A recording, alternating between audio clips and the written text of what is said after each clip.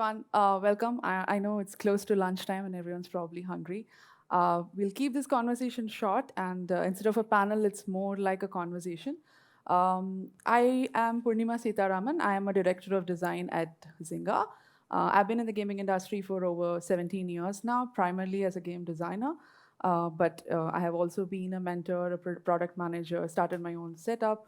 But this panel is going to be more about Women in Games India, which is a community I have founded for getting more diverse audience coming into the gaming industry.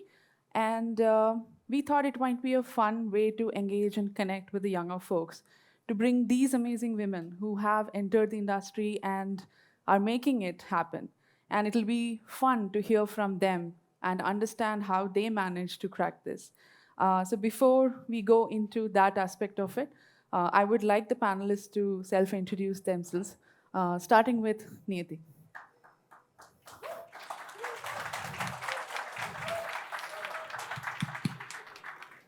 Um, Hey guys, my name is Niyati Shirthadi. I'm forgot my introduction. So I am an NID grad. I work as a game designer. I started my career in 2020 in Play Simple Games. I worked on a bunch of word games, namely Word Trip and Crossword Jam. And now I'm currently working in EA as a game designer on The Sims Mobile. I am really excited to be here and I'm looking for a really fun session. So, hi.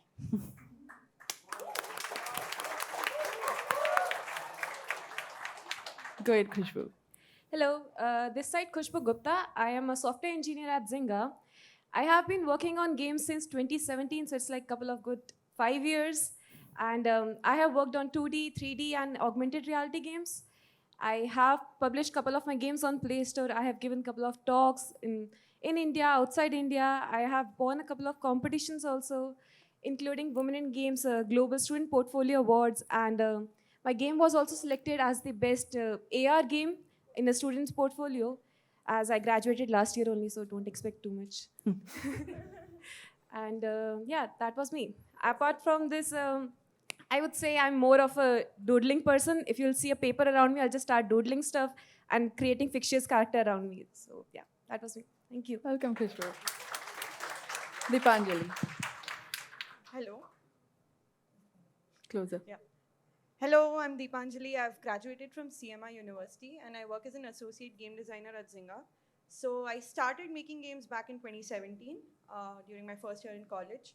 I have been a Unity student ambassador, an ambassador for women in games, as well as I'm an active member of Z Pride at Zynga, which is an employee resource group that focuses on the LGBTQ community. So that's me, and I'm a cat mom. I've also worked with GSN as a tech artist and at a startup too. That's all about me. Thank you. Thank you. Kajol. Good afternoon, everyone. I am Namala Kajol, and I currently work as a junior associate game producer at Ubisoft India. When I look back at my journey, I can see that it's been such a short time here, and I was always a clueless kid on what to do next. But I entered into the gaming industry, and I could get an opportunity to work with some amazing, huge giants like Rockstar Games and Zynga, and currently Ubisoft. So I'm super glad to be here. I've always got amazing leaders and mentor to work with me and pump me up. And I would love to give it all back by having a good session here. So looking forward to sharing our journeys and hope it inspires you all. Thank you. Awesome. Thanks for these amazing intros, ladies. We'll get started on what is the main topic of today's panel, which is your journey into this industry. What I would like to know is also not just the entire journey. I want to go from how you entered this industry, because a lot of people have that question, and everyone's journey is very different. My journey was different. I accidentally got into gaming and then have not looked back from there. So what is it that, how did you guys get started, and where are you now? And that would be an interesting thing. Maybe Deepanjali, we start with you. So I was someone who loved games. Like I grew up playing games, Mario being the first game that I tried when I was 5. And that's where I never looked back. I started playing games. I went to this point where I wanted to get into the gaming industry anyhow. And I realized that game journalism is something that I could do. So I started looking for universities in journalism, and I ended up finding this BCA game development course in CMR. So I took it up, I finished my degree, I ended up working as a technical artist in GSN Games for a year. And that's when I realized that this is not something that I'm really into, and design is something that I love. And so I started learning. I spent a lot of time. I spent a good 6 to 7 months while I was working to learn. And I interviewed in Zynga, and boom, I started again as an intern, as a game design intern. And here I am. Along with this, during the whole process of getting into Zynga, I realized that there is this employee resource group called ZPride, which is looking for active members to take ownership and focus on making the workspace an inclusive workspace, as well as doing something for the community. So my whole focus right now is to give back to the community by making sure that I source everything for ZPride from the LGBTQ community, as well as make sure to spread awareness in the workspace. So that's my awesome. journey. Awesome, Deepanjali. Thank you. How about you, Niyati? So, like Deepanjali, I did grow up playing games, but my journey was more exploratory. I actually started off as a civil engineer. I worked in real estate construction for like 3-4 years almost. I didn't like it. During my civil engineering stint, I got into design through volunteering as a designer for some NGOs, and that's my first stint at creating things. Eventually, I'm like, yeah, engineering's not for me, and I met old friends who were starting a digital marketing firm and needed a visual designer, and I took that chance. I jumped at it. I deep dived into design at that point. I spent a year learning, forming my own design processes, my own design thinking, and basically helped my friends figure out their whole startup. That's when NID happened, because the nerd in me wanted formal education, because that's what I thought would give me confidence. And game design at that point was a very well-planned accident, because I applied for graphic design, and game design was like my second preference, because I was like, hey, games. It would be fun creating that as well, right? And then I got into game design, and I had the time of my life studying it. I then graduated, got into Play Simple Games as an intern, fell in love with game design while I was working. And yeah, now I'm designing at EA on The Sims Mobile, and I never thought that would happen, but here I am. So that's been my journey. Awesome. Thanks, Niyati. How about you, Khushboo? Okay. So, rolling back to 12th class, I was a child that used to run away from laptops, and I was always a pen and paper person. So, one day, the career decision day came that parents showed up, and they are like, for which exam you're going to go now? What is it? BJE mains, NIFT, and architecture? Which exam you're going to take? So, being a typical Indian parent, they're like, you should be going for BTech. And I'm like, I run away from laptops. How can I go for BTech? Then I asked them, show me my future. What will I be after 4 years of BTech? Then every day they used to come to convince me, like, you can go for app development, you could go for web development, you can be a graphic designer. Then one day I was just fiddling with my phone and I was playing some game. Then they just told me that, okay, you can make a game. Just do it. Then I said, okay, I'll think about it. I went back, I Googled for some of YouTube tutorials on game development. I looked at that video right at that moment itself. I looked through the whole video, not because I knew coding. And adding here that I didn't do coding in 12th class. I started my coding with game development. So I just looked at that video to understand whether I'm able to understand that person's language, whether I'm able to get that context or not. And it went out pretty well. I was able to understand him. I was able to catch the feelings. I was able to connect with that guy. So it's like, okay, we'll try this thing. So while my boards were going on, I was learning game development back on my PC. And that's how I just gave up on everything else and I said, okay, I'll do BTech. We'll go for game development. So then since the first year I started doing my game development, I started looking for various courses online. I started with YouTube, then I went on to Unity Learn, and then I never looked back. So my always my goal used to be, I looked at some video, I just wanted to learn that concept, that's it. I don't know where I'm going to showcase it, I don't know where it's going to take me. That's the video, that's the concept, I want to learn it. Then from that concept, I used to build a story around it. And that's how I built a game around it. And that's how my portfolio grew. It's just one concept, one story, one game. And you can just keep on adding those stuffs into your portfolio. Then gradually I kept on making these games, my portfolio kept on growing. I luckily got introduced to this Women in Games. I attended their conferences. Then there was some competition happening. It was a global awards for university or student portfolio awards. There I just applied. I didn't think that I would win there. It was global awards, so how can someone who didn't even know coding, who just learned everything on YouTube could crack it? Then couple of months later, I got this email that you are one of the winners. I was like, what? How can it be? They just said that we looked at your portfolio. Even at that time, I was a part of Zynga. I already joined Zynga. And I was being showcased in all their meetings. They were congratulating me. So it felt like what a journey I have crossed, from someone who used to run away from laptops to the person who is being congratulated when she is an intern in a company like Zynga. That was the whole journey. Awesome. Kajol. Okay, I'm just 23 years old. It might look like I have crossed a lot of path, but no, it's been a very long journey for me. So it all started, my love for games started back when I was really small and used to play 9999991 in games, which was a huge scam at that point of time. But I used to just look at games like they're just games, and I just used to play them. But fast forwarding it to third year of my college, I was an engineer basically. So I was really clueless. Mom said, do engineering. I was like, okay. Dad said, go for CSE. I was like, okay. I was like, what am I supposed to do now? I really, like a normal child, I wanted to build a career, have a stable job and earn some good amount of money. That's it. But when I was preparing for CAT exams, at that point of time, a major distraction happened. So one of my close friends introduced me back to gaming all over again because he was a maniac in that. And then I started looking at games in a different way. I was like, okay, there's a huge industry out there and people create something which creates a huge impact on lives of people. And I jumped into the rabbit hole. I was like, I need to learn this. I was bad at programming. My laptop was super slow, not my fault that nothing could get compiled anyway.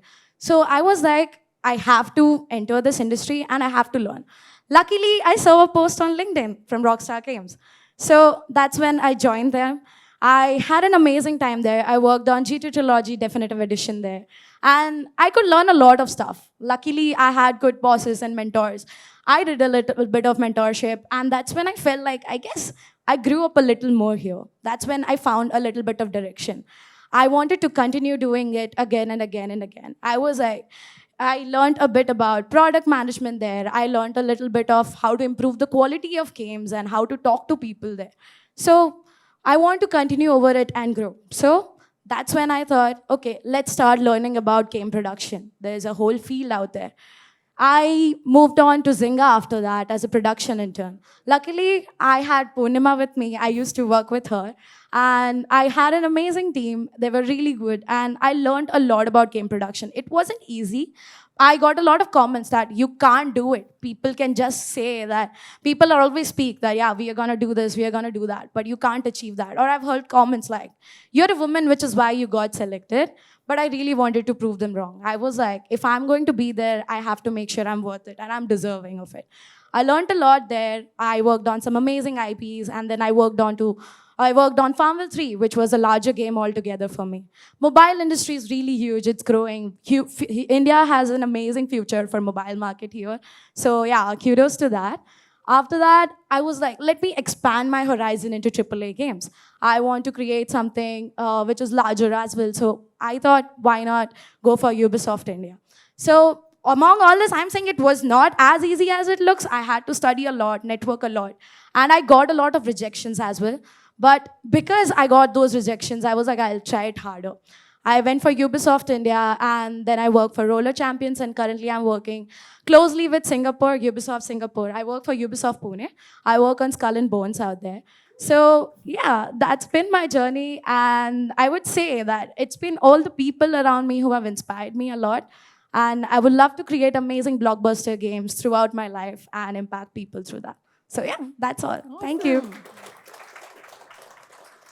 You know, I individually know these girls, and they're amazing at what they do. And it's one thing I want to call out is that it's everyone's journey is different. Sometimes you know what you're chasing after. Sometimes you have to try a bunch of different things before you arrive at it. And there is no age to get there too. I know a lot of women from the global community who started getting into game design and development when they were 30, 35. So nothing stops you. And when you're younger, it's always good to try different things because you never really know what is it that appeals to you. So great to find these guys who have tried different things and got here and just sometimes accidentally run into something and then figured out that's something they really enjoy doing. We can always experiment with everything Absolutely. right now and find out what's the right choice Yes, for us. yes. Yeah. Better to try than not try at all. Absolutely agree. And with that, I would like to segue this into, we are pretty, critical about ourselves in most cases. So, what is that advice that you would like to give to your younger self and, in an essence, give to the audience, especially for those who are students and who want to enter the industry, who are trying to achieve something like this is an aspirational medium for people to come into. So, what is that advice that you would like to yourself in the past, or as well as to the audience? You want to start? Yeah, sure. Thank you. So I would say that when I was 20 years old, I got my first job. I had a lot of different things planned, but just know that life is full of surprises. Surprises. Take it all in and don't be too harsh on yourself. That's something which I have learned the hard way. I always used to criticize myself if I'm not learning at what others are learning, like if they are much better at that. I'm like, why am I not learning at the same place? So I want to say that all of us, like if you have the right motivation, right dedication, right direction, you can definitely be something really, and like you can definitely be a strong leader in future. All you have to do is keep trying, working hard, be persistent. Apart from that, there's this thing that gaming industry is really huge. So you might get sometimes lost or tired or something like that. So when that happens, make sure that you try out a lot of different things, take a leap of faith, and whenever you feel demotivated or anything, just remember why you started at the very first place. Grab a Diet Coke, take a McDonald's burger, and start playing games all over again and bring that all passion and efforts into making your games. So yeah, that's from my Kajol. side. Thank you. Khushboo, you want to go? Sure.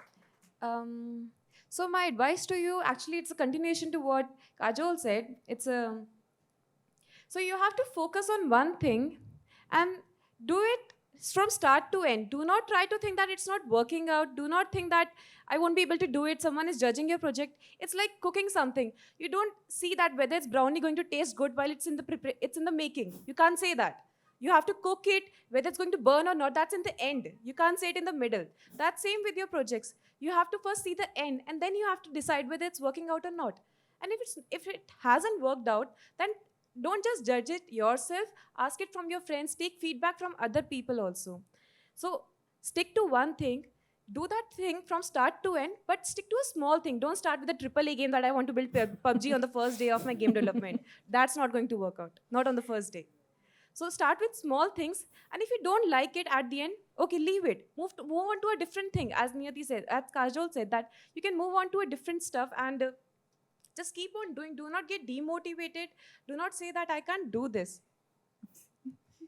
I can do this. So yeah, these are the two advices. Like start small and then do it from start to end, and then judge yourself. That's actually a lovely point, Khushboo. Thank you for bringing that up. I feel when students approach, right, like we have all have played a GTA, a Dota, a CS, a COD, and the aspiration is I've played this game and I want to make this game, right? But no one understands the nuances of game development and that it is a much larger project, and games like that don't get made by a three-member team. It's a fairly large team. And while your aspirations are right, you need to level up, you need to skill up, you need to figure out and conquer the smaller problems and the smaller challenges before you get there. So Niti, over to you. What do you feel? I completely agree with what you just said because I remember I was always so filled with doubt like, am I doing the right thing? Is this the right way to go? Am I learning the right set of skills? So I would really encourage the process of getting to know people who are doing what you want to do. Talk to them, ask them for advice, and do your own work to build up to where you want to be, which is essentially a continuation of this conversation. But also to a very young me, I would definitely go up to her and tell her, listen, we're all nervous. We all feel like imposters at some point. It's not just you. So you're not alone in that, and just do what you need to do. Even if something doesn't work out, which for me in my life, a lot of times it did not, you'll at least learn. It's an experience. You'll learn, you'll know what you don't want, you'll know what you don't want, you shouldn't do. So yeah, just go for it, I suppose. Absolutely. Thank you so much, Niti. So Deepanjali. everyone covered literally every point. And I'm like, what do I do? What do I say? So yeah, I continue with the same thing. Like, I was the kind of person who thought GTA, to I'm gonna make it. That's me. GTA 6, that's me. But then I realized that that's not how life works. It's not that you can make this game in one day. And please don't be hard on yourself, because I was someone who was very harsh on myself. And now I feel like, okay, I shouldn't have been that bad. Like, I could be a nice person to myself at least. So yeah, be nice to yourself. Take small steps, baby steps. You'll make GTA someday, hopefully, but baby steps. Thank you. Thanks, Deepanjali. I'd also like Go to ahead. add that in that journey of wanting to get wherever you are, I'd say start off in whatever capacity you can. Yes. Right? Game development has so many functions that are equally important. It's not just the cooler sounding ones that are the only ways to get in. And there's a lot of learning that will happen as soon as you're in. It's better to be in and learn than to watch from outside and just dream about getting in, right? So I would say just get in, and then you'll form your network, you'll figure out what you want to do. There's a lot of parallel movement happening within the industry as well. So just start. I would like to add on that because it's like what you are going to get a lot of opportunities. It might happen that what exactly you want to enter into and what exactly you want to become, that might not be available at that point of time. So what you can do is just start from somewhere and then figure it out. It might happen that you might love that field so much you'll stick on to it, and or maybe you will find a lot of other things out there which are much more informative and you would like to learn and grow in that area of time. So just jump in, take a leap of faith, and try things out. It's okay if you fall down. Like I remember I was almost kind of in a very skeptical situation. Will I go get selected for Rockstar Games or not? And then I was rejected once for Zynga. I tried harder the second time. I did cry in a corner. I went for Ubisoft. Didn't have enough experience. But then I tried for the third time, and third time's a charm. I don't know what's going to happen next. Maybe get rejected the fourth time. But yeah, keep trying and don't give up and keep that attitude of motivation, positivity always up. Yeah, thank you. Thank you. One more point that I'd like to add is, if I wouldn't have jumped in development with someone who did not code, I was preparing for medical, by the way. My parents wanted me to be a doctor, and here I am making games. So if I wouldn't have gotten into development and tried to learn how to code, I wouldn't have been a technical artist. If I wouldn't have explored design, I wouldn't have been a designer today. So it's all about me trying to explore my options and opportunities. Awesome. Thank you, girls. So I think the kind of combining all the advices that's given and the constant thing is like, how do we enter the industry? I want to do game design, I want to do game development.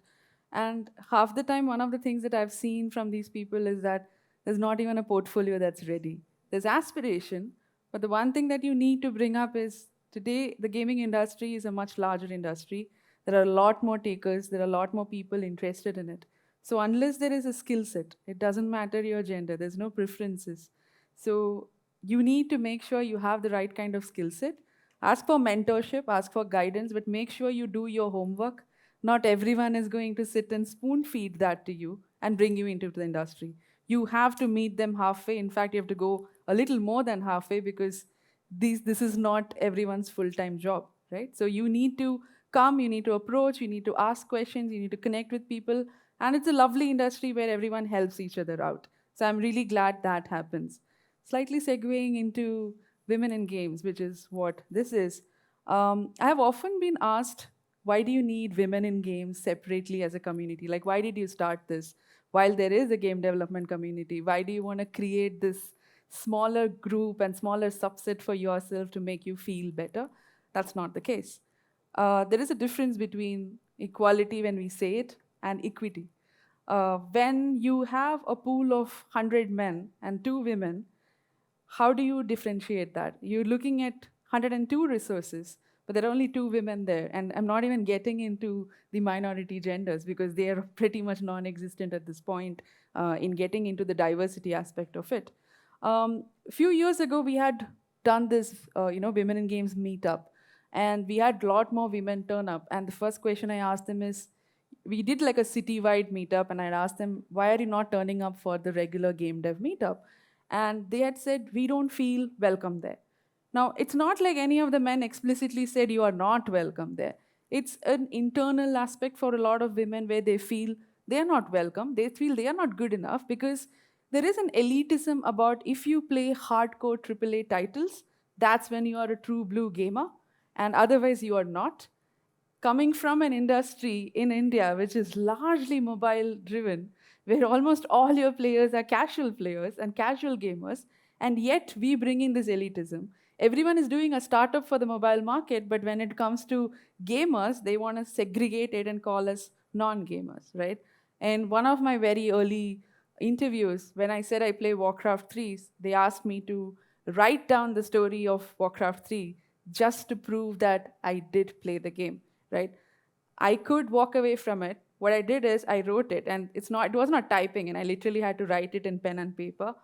I took maybe an hour. I wrote the entire story to them and gave it to them because I'm like, tomorrow if someone like me comes, you shouldn't question this to them again because you have now seen someone who plays and someone who can answer your question.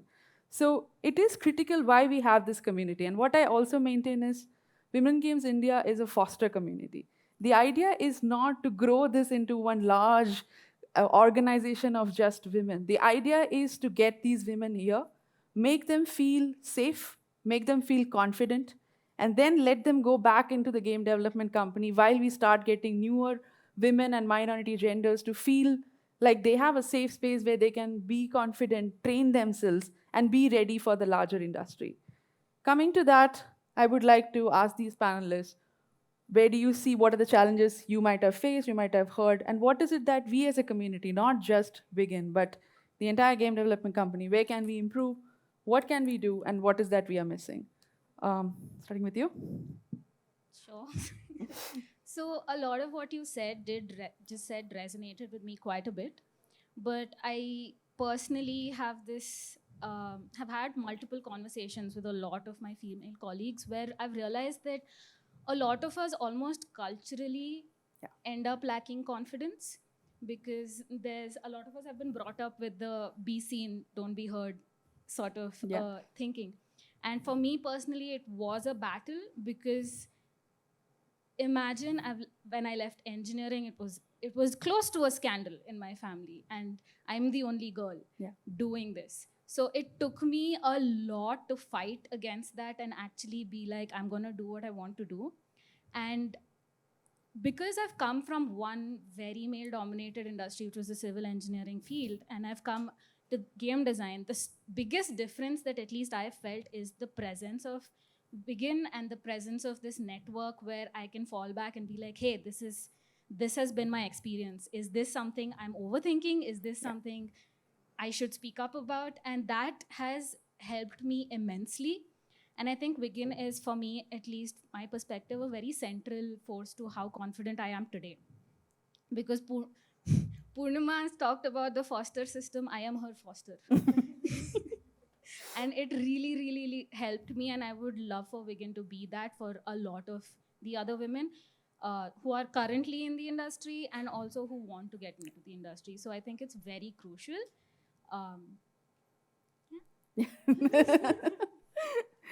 Deepanjali, you want to go?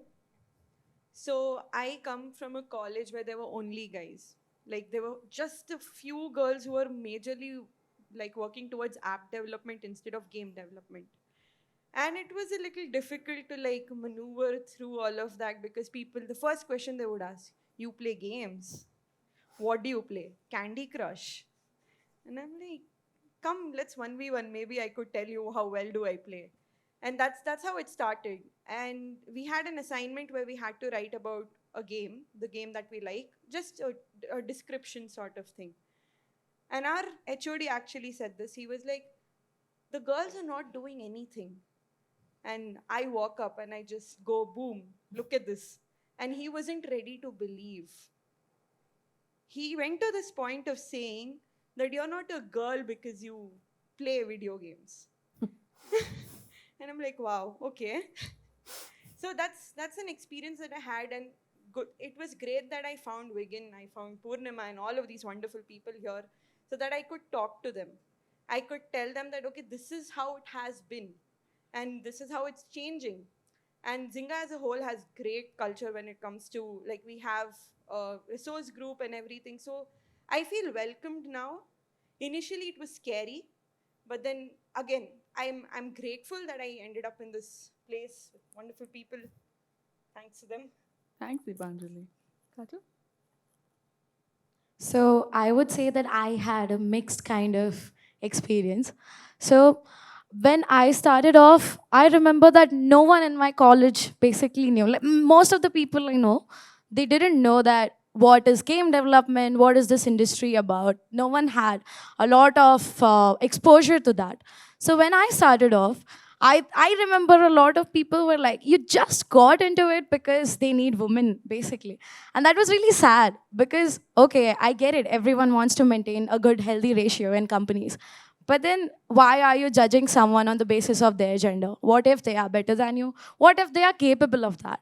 I would definitely love if someone else who's more capable than me come and take my position. It's all about being comfortable with what you are. So after that, I really got to meet a lot of other good female gamers, a lot of good female game developers, and as well as male and other gender developers who were like really with me and have supported me throughout, and I work closely with them. So what I would suggest is what you all can do is make it a safe space for everyone. Ensure that you let everyone speak and everyone is actually heard. Why is it so important? Because we are actually very less in people and we need to have a healthy balance out there. So make sure that whoever is working with you, even if you are just a game developer, you're not a manager or anyone like that, have that strong leadership mindset. Keep empowering people. And yeah, like even I have heard that, okay, how can you win in Tekken 7? It's not true. Wait, you might be just playing Candy Crush. I've heard that. But first of all, you're insulting one of the huge games in the market, which is earning a lot and is doing really well. I mean, King Studio is doing amazing. Apart from that, why can't people play other sort of games? It's generally categorized that target audience for cooking games is 35-year-old woman or someone like that. It's actually insulting.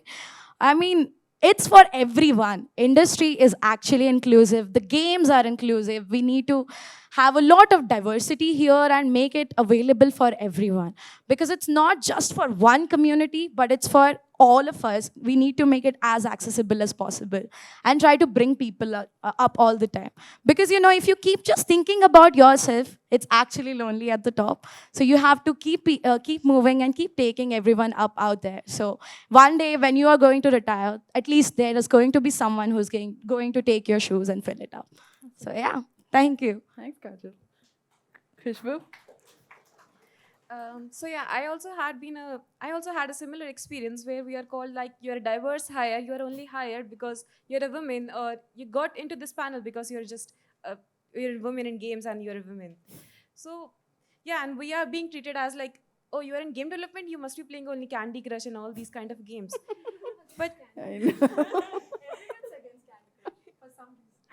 but Actually, I think we have come a little longer, we have come a little far from that place, like where if we are say women in games, earlier it used to be a sniff. Like, what's that thought about? We can't say all these words in one line. But since we all are sitting here, we are in this panel, we are in this session, I guess from that sniff, we have come to a point where it's a shocking line right now, like women in games. From there, we want to go to, it's like a normal statement. Men in game, women in game. We are humans in game. We are not women in game. Yeah. That's where we want to reach. We do Lovely. not want that. Thank you. We do not want to take a thread of women to the top. We just want that thread that's lying on the floor to be made at equal level of men. We want it to be called as humans in game. That's all.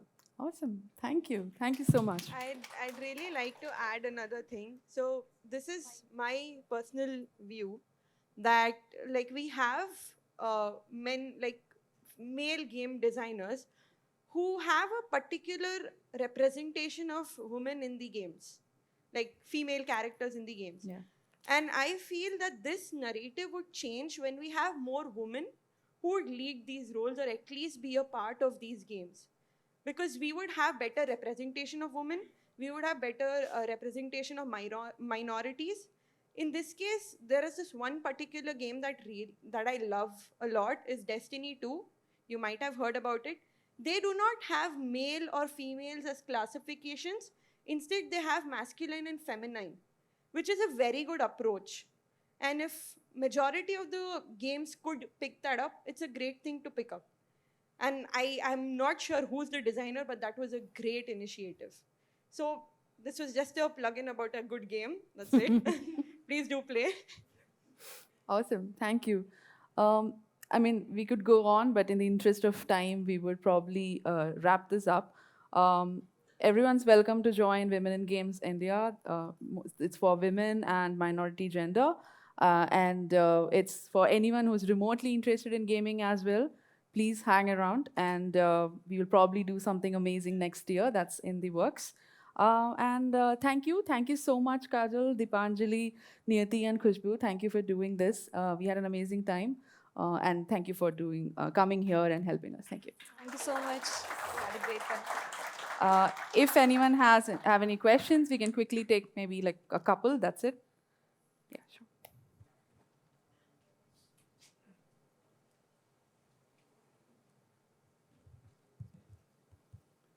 Hi. My question is directed to Kajal, actually.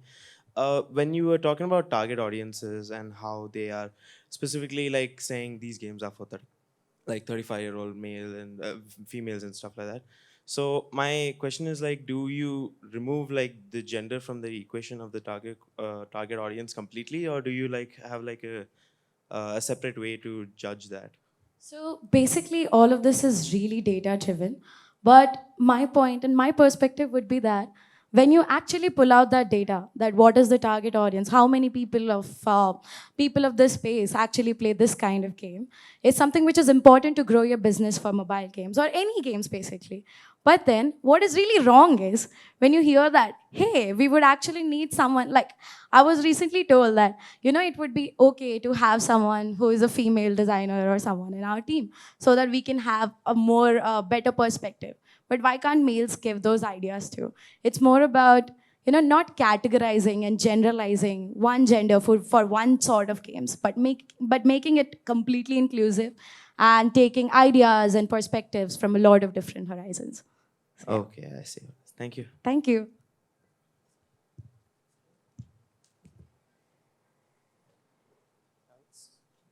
Do we have any other questions? Anyone from the back? Any questions from other women in games? There. Vijay.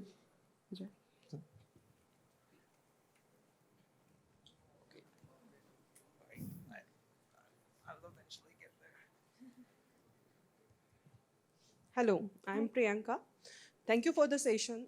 So my question is for Poornima. As in industry of gaming, how you make women in industry make the place safe for them after entering into the industry? By being there, I think one of the key components I have learned is when I have struggled with some issues in my company, the most easiest way is to quit that job and move. But then I started realizing if I keep doing that, that company is not getting any better. So sometimes I feel like some of us are meant to fix something. It may not be something that works enough for us, but it definitely helps someone who is following us.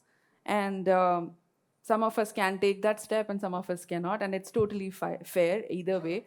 But I feel like if you stick around and you can make these changes happen, question and voice everything that's wrong, and slowly get and form your ally system, I think that is when we start to improve. And we've been doing that for years now, and today, gladly at a much better place where we have a voice.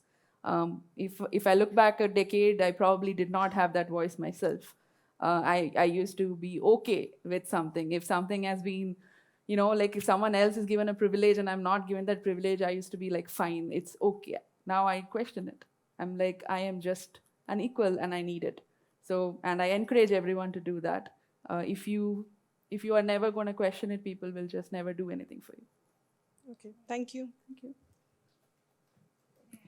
Yeah, please go ahead. Thank you. Hi, I'm Deepta. I would like to add to this. It's very interesting to note that there are many companies who are coming up with groups who can help women with their issues, because her question was how women will be safe, right? So that was a very good move in a couple of companies that I have worked. They had started the initiative, and it was really working very well. And this is a committee where it's not just women in there. There are men also, Kajol. So so they're thinking for the women and trying to make them safe, and they are making them comfortable, to discuss any issues that the women may have in the workspace. I hope that more and more gaming companies come up with such committees and make the women feel safer. Absolutely. Thanks, Deep. That's a pretty valid point. Like, we know we worked at Zynga together, and we have women at Zynga, and all the larger organizations have this, which is literally to tackle this problem. But in a smaller studio, then it becomes that one woman's or two women voice, and you will have to probably, be a little bit more determined to do it. You want to add something? Yeah. I want to add this one point. So it's not about, like, women in games is not just about women in games, it's also about allies. Yeah. Like, we would love it if there are men who are allies to us, who are like supporting us, helping us through. That's a great initiative, and I'm glad I had such people, a bunch of them around me throughout my life who like helped me through. So this is something that would be great. I would like to also add on that what we all can do together as a community is we all can help each other, support each other. And while we are actually doing our jobs, while we have been given that platform, we can definitely start educating others as well from a very young age, to actually educate them about gaming industry, having better female representation from school time basically, or from colleges. And it's not going to be like just have females there, but if we actually have everyone else together as an ally, like how everyone is talking about, it is going to be an amazing experience for everyone. We'll all grow together. Our community is going to increase. And definitely, we are going to do really good for all of us. I have seen that a lot of people still don't speak up because they have this fear of judgment. They are really vulnerable that, okay, how am I going to talk here? How am I going to say something? And this is something which is out of my comfort zone. So we need to pull all of them out of that. And I'm really lucky that I got really amazing fellow colleagues all the time to help me out and support me. And I guess we, as a stronger gaming community, can do it for all of us. So let's keep lifting each other. Thank you. Like, adding on to that, also feeling very privileged because I have such wonderful allies. But the point is, I don't want to feel privileged to have allies. Yeah. I want it to be a Normal thing thing, and yes. not have to feel lucky about having a voice. Thank you. And with that, thank you so much for coming to this. Thank you, guys. Please go have your lunch.